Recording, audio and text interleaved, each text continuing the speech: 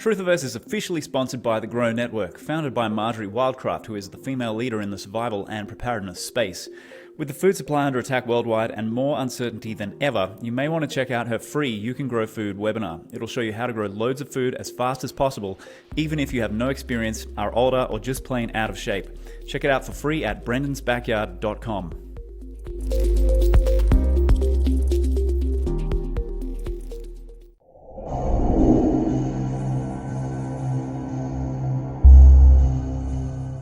All right, ladies and gents, welcome to this episode of Truthiverse. This week, I'm joined by the very eclectic and very well-rounded Amandha Vollmer, who is an epic health practitioner. She describes herself as an eclectic practitioner. One time, a naturopath, trained in naturopathy, since moved on, since become somewhat disgruntled, describes herself as having a big mouth, talks a lot. Just trying to paint the picture here of Amandha. But yeah, she knows a lot. And, I've been kind of like, keeping her on my radar for a while now. Amandha, firstly, thanks for being here and having a chat with me. Thanks for having me, Brendan. Nice to be with everyone and your audience. And great to have a chat. Yeah, it's a pleasure. So let's dive right into this. I wanted to get I want to see where you're at with a bunch of things. Firstly, maybe, what is it that you do? Because, you weren't too keen to stick with the naturopath label. You went with the eclectic sort of description of, taking a bit from here, a bit from there, seeing what works, being kind of like integrative and holistic. How did you go from, say, naturopathy into functioning like that and, rounding the picture out more? Yeah, well, after graduation, I really left quickly the industry because I had a political history with members of the board, and I was blacklisted pretty much in my first year of naturopathic college. Like I said, big mouth, and I was seeing a lot of things that I found suspicious. And I was asking questions where questions were not desired. And that's when I knew that the infiltration had already taken place in the naturopathic world. And there's really not much just little old me could do. I was working with a couple of people, a lawyer by the name of Truman Tuck and a doctor by the name Carolyn Dean, who writes a lot about magnesium.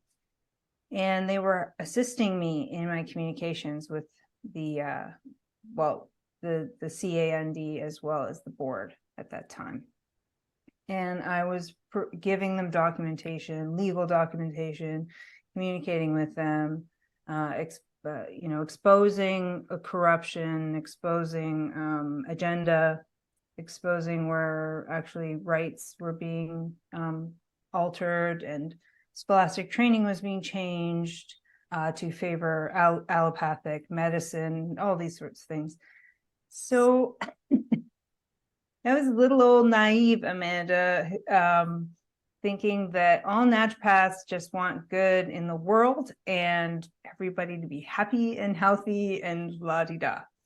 And I realized that there's deep politics going on, and I just basically went right into that. So, and a lot of the people involved were very high up.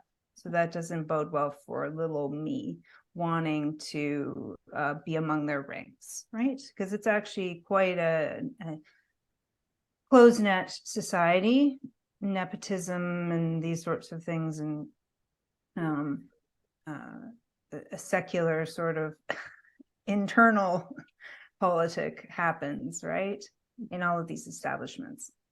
Anyway, so that was me at the end of that, and I went in to continue to practice just differently, not doing some of the invasive procedures and things that I was trained into in med school, and like traditional Chinese medicine, one of my favorite modalities, but using acupuncture. So that was not allowed. Only private setting with friends is really, or on myself, or to keep up on the practice, I'll do it like that. So, or you'd have private contracts with people for acupuncture, but in the public eye, you couldn't do a lot of these things. And then began to design remedies and medicine things at that point too. Really explore medicine, which was great. It was freeing for me to not be licensed, to be trained, to continue to speak with clients and learn and practice in that way as a consultant, and then explore all the other avenues of medicine and bring that to me and be able to have that in experience so I could see it, in real time. To me, that's really the development of a type of healer that is gathering that knowledge and putting it to task. Yeah. I'm hearing a lot of parallels with Patrick Quanton's story. Dr. Patrick Quanton, he was trained and ended up, just kind of realizing, oh, this shit doesn't work. What am I doing here? And then he kind of took a similar approach to you and, worked with people to learn from, nature and people, what's actually happening out in the real world. So you've noted early on that the naturopathy realm is compromised. It's been infiltrated. When do you think the big pharma kind of managed to start taking over and hijacking? Because 30 years ago or 40 years ago, it's completely different. The training they received was completely different to what they get now. Like now there's no germ theory stuff. There's no terrain. Like there's no perspective on any of this stuff, like pleomorphism, all this stuff's gone. It's just, it's like insidiously feeding people into the allopathic machine. Well, I remember having conversations with the late Dr. Anthony Godfrey about this very thing.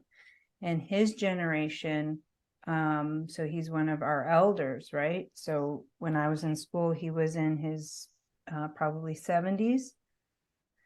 And he remembered that time where they would study iridology, where they were debating regulation because they saw what happened with the chiropractors that didn't go according to plan with them, and especially in Ontario. So there was a lot of debate and stages of growth from a smaller college and then onward, right, and moving locations as well.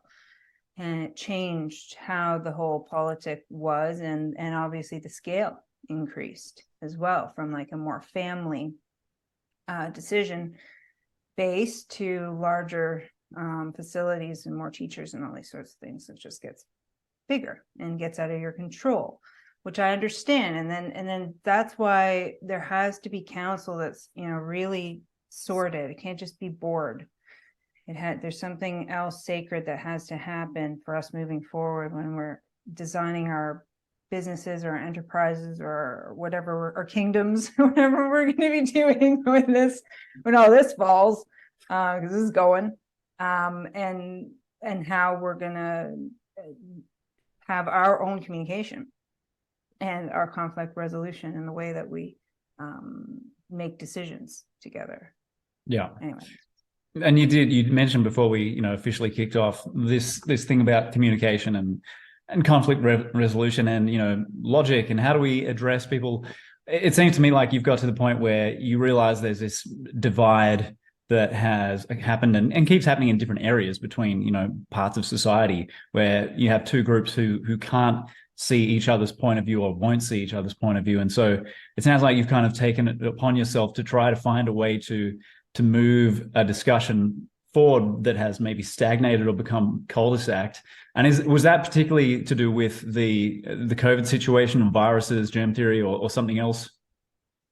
Well, when information, comes to light, that's questioning the narrative, that's questioning science, and that's pretty serious.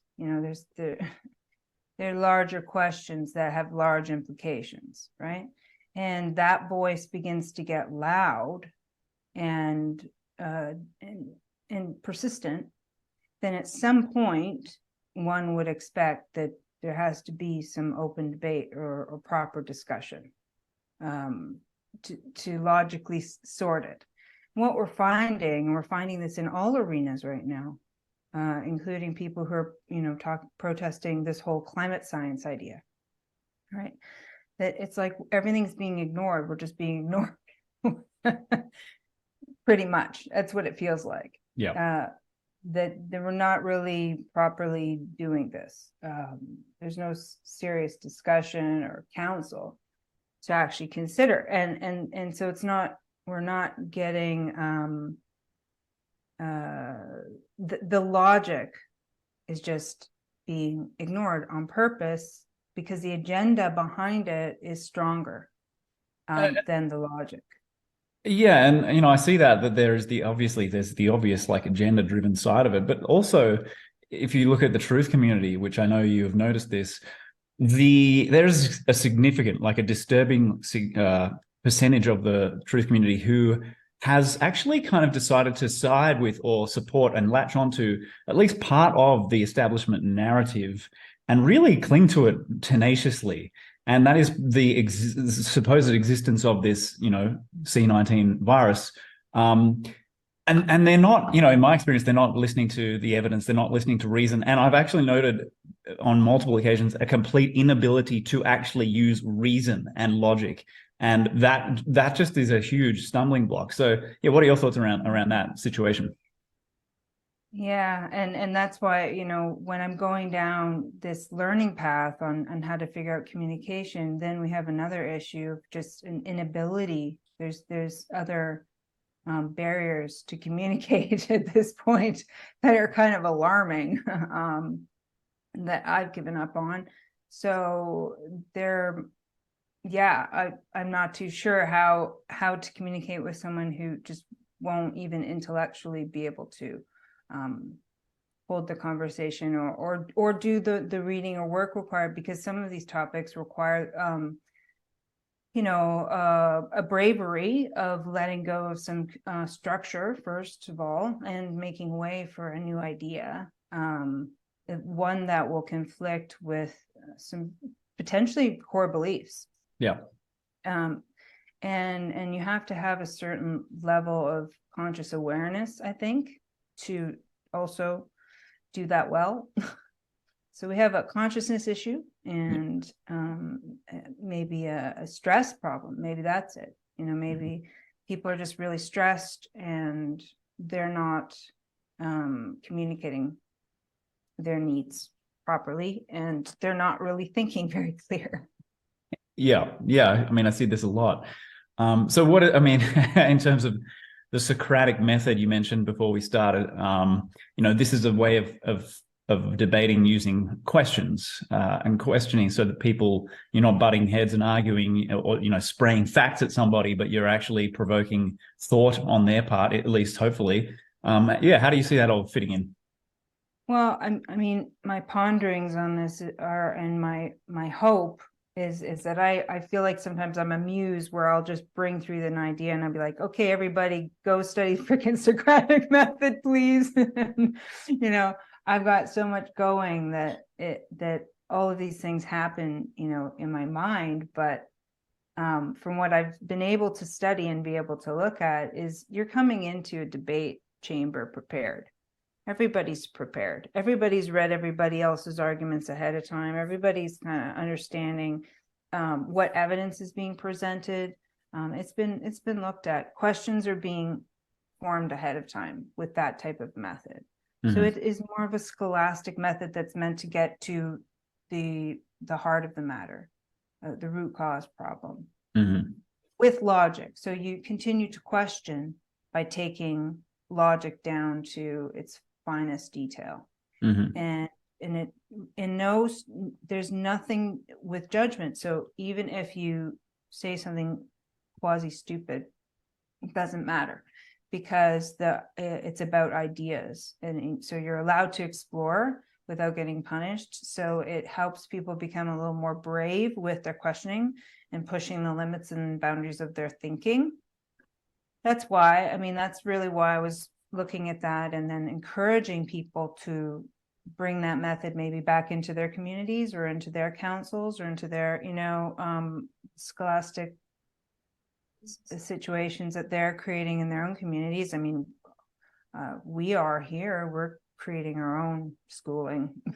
we're not using their systems. We're peeling away from these corrupt organizations. Are you working with people, locally to actually create a homeschool alternative school?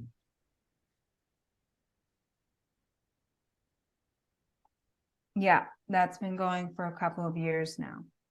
And those not in the system, those who were rejected when they had different medical views, they were removed from society by society for having different medical views, and so they chose to teach in the private. Perfectly logical Yeah, conclusion. exactly. Okay, where do we take it from here? So, as far as application of this method of questioning, is this something you personally, do you engage people who you can see, need to have the opportunity to learn or understand things? Do you take the time to do this yourself, or is it more just kind of spreading it out to other people and going, "Hey, this is a useful tool. Go try it out." Well, it's more of me researching how to satisfy a specific need that I feel will be a coming need for us because of the division in communities, because of the way that we're not communicating about big topics well, that I'm looking at structures and ideas. That's really all. And then as I usually do, I pull together the materials and then I'll present it. And then people can do with that as they wish. And hopefully it inspires a little bit of forethought when you're trying to make big decisions in groups and even festivals, even summits and things. I mean, or other communities. You can at least employ the method where you're respecting one another in your communication, and have sort of a general resolution method sort of built in. These sorts of things. That's all. It's just something that I've been looking at and probably going to present on. I have a lot of presentations I have to build lately because we're doing the end of COVID summit as well in June, as you know. So. Yeah. Oh, it's cool. We'll both be presenting material at that. I'm not sure. I'm sure your material is going to be very interesting. Speaking of, we're trying to foster understanding and constructive channels of communication. And personally, I would love to see the end of the COVID sort of religion and the beliefs that are unfounded in reality and logic. I mean, where do you stand in I think I know where you stand, but you are not a member of the allopathic, like germ theory crowd. You don't push the idea of viruses. You definitely have obviously made it pretty clear that you are not invested in that concept. How was that a process for you, or was there like a lightning struck kind of moment where you were like, oh, hang on a minute? Or, was it a gradual kind of peeling back of layers? Did you always have skepticism around it? Yeah, it's interesting how, now that I look back at how my mind developed and my beliefs and where they came from and how I started to question from myself, like inside me, from just doing reading and learning, of my own interest. The questions started to naturally arise because when you have too many contradictions in the information, then kind of park that and you're like, well, that's not really, it doesn't really add up. So when I study isopathy and I study Semmelweis Institute's isopathy texts and things, how does this line up? How do we have these lineages and we have a germ causing a disease? So how can we have a germ that changes its shape, to other things depending on the terrain, but it yet causes one germ, one disease? Like, you can't have both. This just doesn't work. And in my mind, it was like that for a while, where they were both kind of true for a while. I was like, well, maybe there's something in there. It's the bargaining stage of all awakening. All awakening has a bargaining stage. And if you're at that, it's both, then you're still in the bargaining stage because you haven't seen it from all the layers yet. Yeah. And one is an electrical and one is a vibrational. Mhm. And another one is from water. And if you want to understand how it's working, how the body is actually functioning. And so for me, my desire to know how the body was functioning kept leading me to this question again and again, where, finally I just made it a decision in my head. I have to study this virus topic. And I remember the moment I did. And I was saying to a friend of mine who was very sick, who had just been apparently diagnosed with like 8 different viruses. And I'm like, wait a second. What? How are you alive? And how, from what part of your body, and why is this random? Does everybody have 8 different viruses? Like, this just doesn't, something about it wasn't making any sense. I said, you know what? I'm going to study viruses next. That's going to be my next topic, my next deep dive. That's what I did. So that was in 2016. So it came up for air in about 2017. Interesting. Yeah. Okay. and found I knew there would be someone. I always knew that if there's truth, there's always someone who's revealed the truth before to be found. Always. Then it's not true if you haven't. That's what I've always felt. And then I found Dr. Lanka's testimony. And then I felt the validation, and then I continued to research it. So then I understood it and I needed to, obviously being of a science background, I'm like, okay, whoa. That means we have some fundamental scientific error going on here. That's pretty massive. Mm-hmm. That's pretty fraudulent. And then you go all the way back. You're like almost 200 years back by this point. And you're like, whoa, deep fraud. Oh, okay. Opportunistic fraud. Oh, political fraud.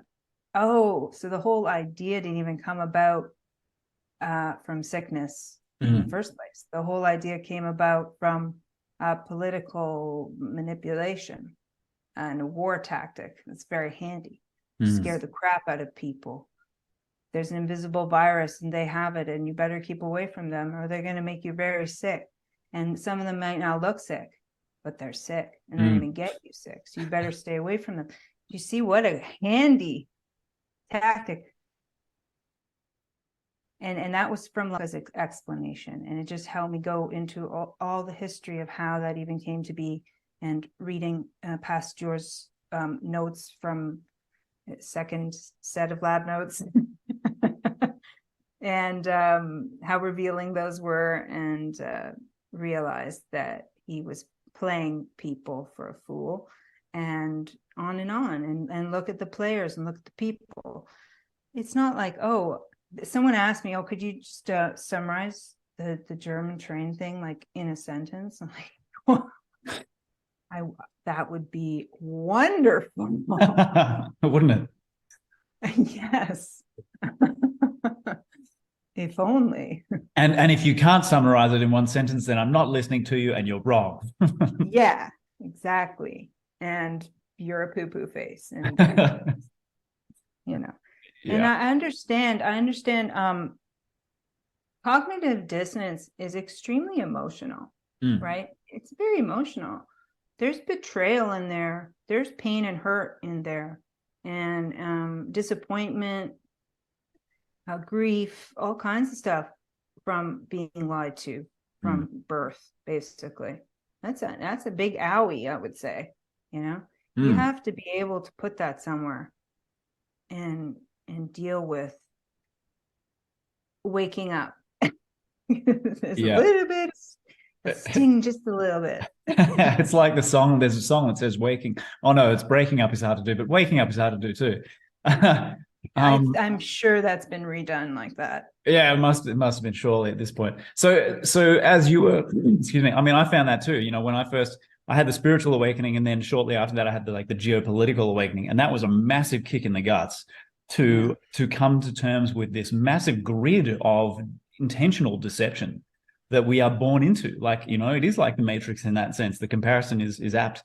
When did that happen for you, and what was your kind of reaction, and how did you move through it? 2000, and I was very you want to talk disgruntled. So when you go through university, it's very left leaning. I came out pretty much a radical vegan, eco-terrorist. I was just all in, but I was very disappointed and upset, and just, it makes you very angry when you are told that all the people in the world are hurting the earth and destroying everything, and they're bad, right? And they're not listening.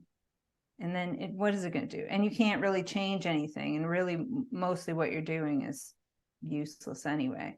If you become very disgruntled and angry, and I was realizing that my path that I had taken, I was not happy with, and I was trying to get into veterinary college at that time, and I was kind of lost. I didn't know what I was doing, and I was applying for biotech companies because my undergrad degree was biotechnology. So I was trying to make money so I could get even close to vet school, which is why I got the degree in the first place, right? Right. Just how you do school. You do school, and then you work to pay a lot of it off for a couple of years, then you do more school and this sort of thing. Well, I was in Montreal and I was miserable. And my friend who was out in California said, come, just get on a plane and just come out there, and we'll travel up to Edmonton after. We'll drive up the coast and we'll head to Edmonton. You can come with us. So I did. I just left. And that desert, it was a retreat center in Dulzura, California. And gorgeous place. And it's gone through a lot of floods and fires since then. Not a stable place to live, but beautiful. And I had a kundalini awakening at that retreat.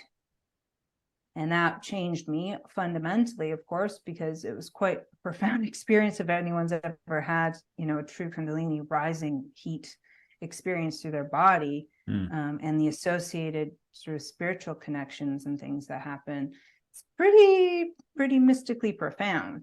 And it changes the way you see, this place. Yeah. And you don't go back. there's none of that. So yeah, that was really, so year 2000, and I went through phases of all of that, which is what happens. You go through like a spiritual ego phase, which is really annoying. It probably annoyed a lot of people. Probably, if I look back at me now, I'd be like, "Ooh, she's annoying." No. Yep. Yeah, I can relate to that to some extent. Yep. Yeah. And that's why we have to still be forgiving when we see people going through their stages too, right? Because we went through stages of our growth, right? It's normal. Exactly. Yeah. And so you moved through I want to actually circle back to the spiritual tangent's kind of interesting as well, because I've noticed that about you. You seem to have that, and you've just confirmed that you've got that dimension happening, which is something that a lot of people can't say that they've done, like the research and the intellectual stuff, and they've also had that profound spiritual, like, metanoia transformational event where they can, like you said, you never go back. You are permanently changed. Which is cool. I think that's kind of essential to have that. Otherwise, you're kind of like fighting with one arm tied behind your back. A lot of those people who don't have it tend to get black-pilled. They tend to develop very, like, angry outlooks, or very, very fatalistic outlooks towards things, and they feel very disempowered, even if not consciously. They act in a kind of disempowered way. Whereas if you start with the spiritual grounding, you have a shot at least reclaiming some agency and understanding, well, there's choice here. There's choice in being here and participating in the illusion and all that stuff. Anyway, your thoughts? And even when I was involved in various groups, in fact, going into environmentalism as I did, I went into conflict negotiation training because they actually would train you in that kind of stuff, which is how I even knew it was a thing. I didn't even know it was a thing until I went through, I think it was like a Greenpeace, and they actually paid you to go to these trainings on conflict and like negotiation. And nonviolent communication, all this kind of stuff, right? So it's quite interesting, that part of my world, before I had like my big awakening. But I felt like there was this self-reflective, spiritual inward aspect missing, and I noticed it when I worked for CPAWS. I was volunteer. I noticed it when I worked at some of the vet clinics. I just, I don't know. I just noticed this type of disconnect, I guess. And anyway, I felt if people were more aware in this capacity, they would feel more fulfilled. And people would feel that, and they would be able to, I don't know, just have that self-respect energy where you can still be yourself, but you still have good boundaries, and you're operating as an adult from I'm going to own my own emotional baggage and pain, and I'm going to work through it responsibly. And if I need you, then I'm going to ask for help, and not, hope that help magically just comes, and all this sort of working through those things. I thought, if everybody could have some aspect in their respective groups, I think we could get somewhere, because there's a cohesion. And you don't see the cohesion if you're missing the conscious awareness. Yeah, that's right. And you can't force that either. It's an interesting thing, because it seems like some people are, destined to have that, and others, not so much. It's like they have to play a certain role in order to go through certain experiences, which they otherwise wouldn't be able to have if they had the awareness. So it's kind of like, and then we have to, we have to navigate our way through that, seeing it and just being okay with it at the same time. Yeah, which is what it is. And if this is a consciously aware space where there's an expansion of this happening now, which I'm hoping. I don't know if I have 100% confirmation of that. Do you? But I'm hoping that that's happening. And those who won't, like those who are breaking natural law, I really do feel there's been repercussion. I've seen repercussion lately, bragging, saying, oh, look, I took the shot. Look at me. I'm a wonderful virtue signaler. I'm excellent at my role at that. And off they go. Yeah. Very soon after. So to me, maybe there is a settling of something happening now. An energetic, play ball. Yeah. There is something very interesting, and it's interesting to consider the possibilities. Some people have suggested, hey, well, trying to find a silver lining with this genocide. All the right people are kind of like leaving the gene pool at this point, and that's like one way people have looked at it. Other people, I think Jason Christoff suggested the idea that these people who are doing this and basically eliminating themselves from the gene pool are doing kind of like from a soul level, because the soul refuses to live the slave life, getting the jabs, becoming this transhumanist automaton. And so rather than being like that, it's like their exit point, out of here, start again kind of thing. Interesting. Yeah, I'm not sure what I believe about it personally, but there's different ways of looking at it. Oh yeah, I'm sure. Yeah, a lot of it's going to be speculative, and we're really in the dark with a lot of stuff. I feel that way. I feel shrouded about a lot of things right now. My sense is I just have to do the work that's put before me, kind of. that's it, and also not push where I shouldn't. But and again, it's like going with your natural flow, your natural rhythm, especially if you're creators. Like I'm a creator. I made soap today. Like I do a lot with myself, and I have a daughter that I unschool, and she has a lot of activities. She has needs, and as a mother, so there's pace in your life of things to ensure that you don't totally burn out, because there's a lot of information. And even with me, I have to tell myself to pace myself because of the amount of projects and goals and what I know needs to be built for whatever's coming as well. Courses, first aid, what to have in your medicine cabinet, how to use these things, how to triage situations. Most people don't want to go to hospitals anymore. Most people that I know that are awake, they're like, over my dead body, am I going to one of those death traps? And it could well be. Yeah. What do you, in your work, helping people, you have a lot of people come to you asking advice for this, that, and the other thing.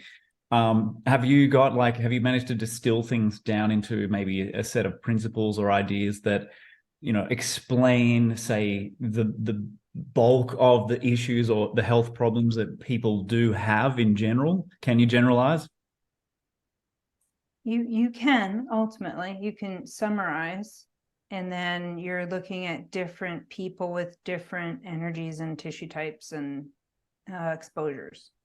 And so there's permutations. So just think of it like all as permutations of exposures and influences, right? And on that personality, excuse me, on that specific personality.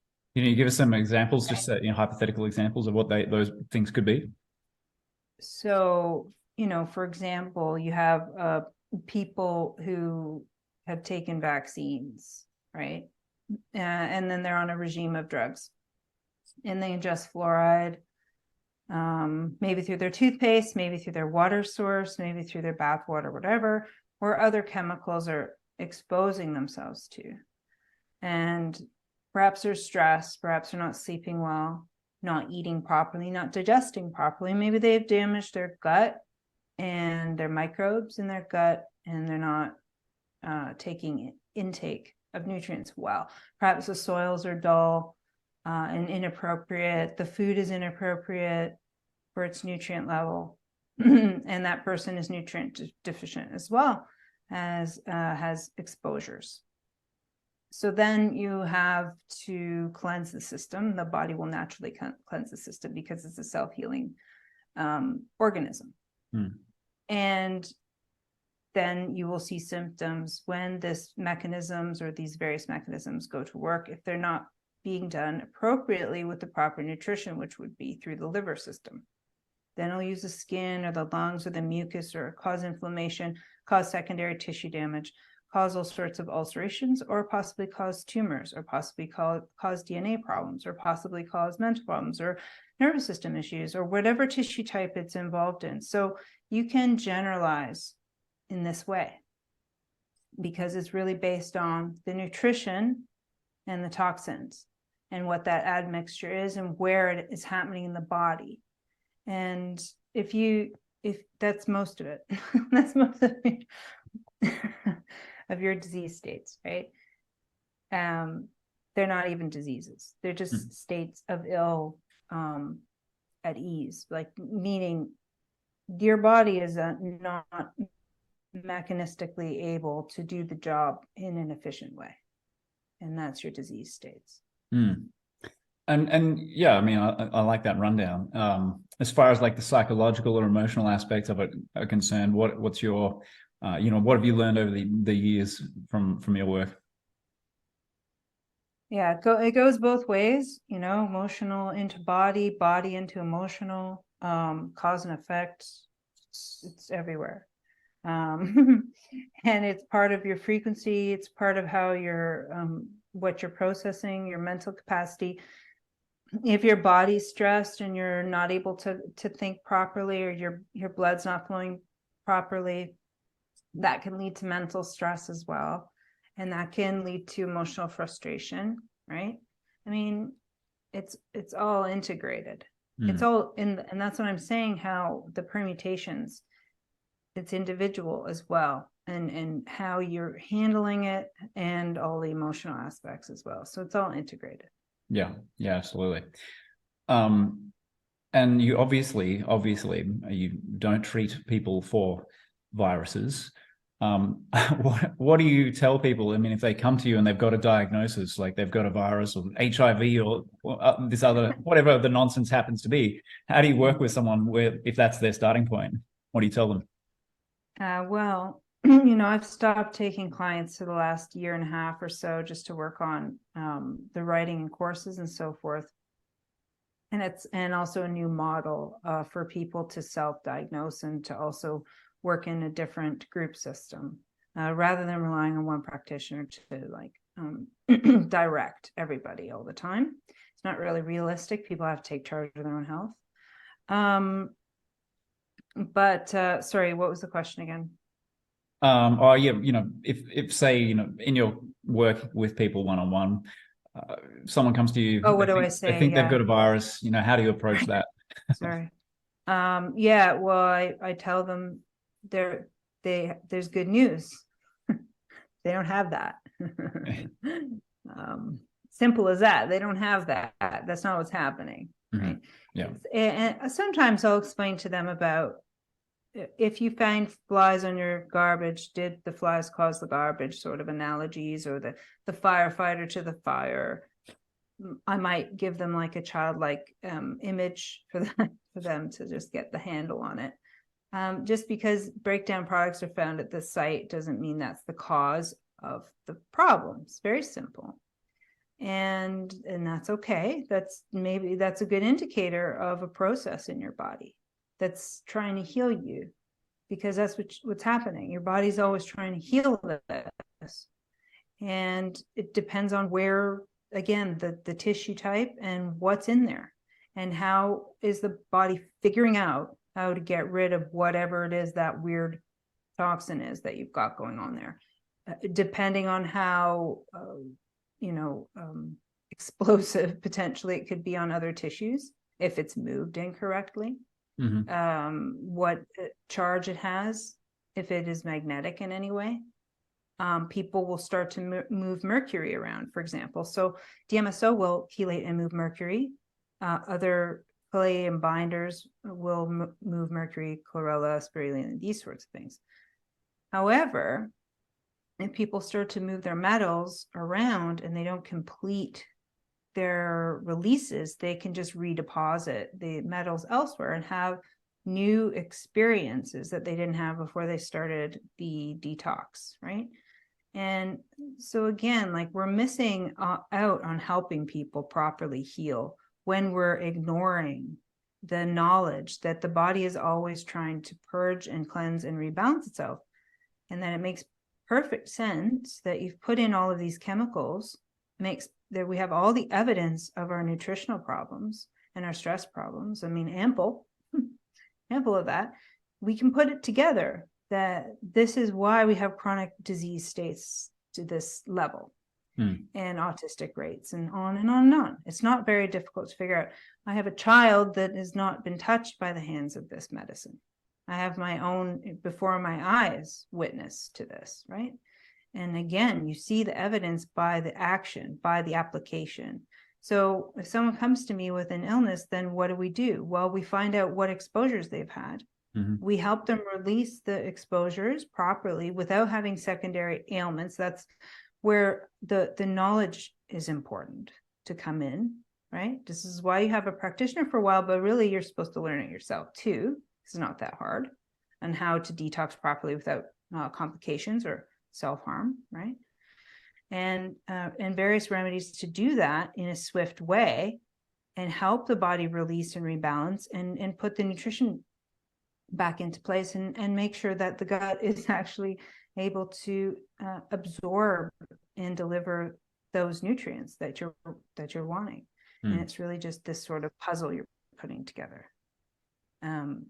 It's not really even difficult. And so when we continue to believe in diseases coming from randomness in the air, coming and settling in, You were just minding your own business, just walking down the street, and that damn virus just turned that corner and happened to hit you in the face. And oh no, see, if you'd been wearing that mask, No, silly.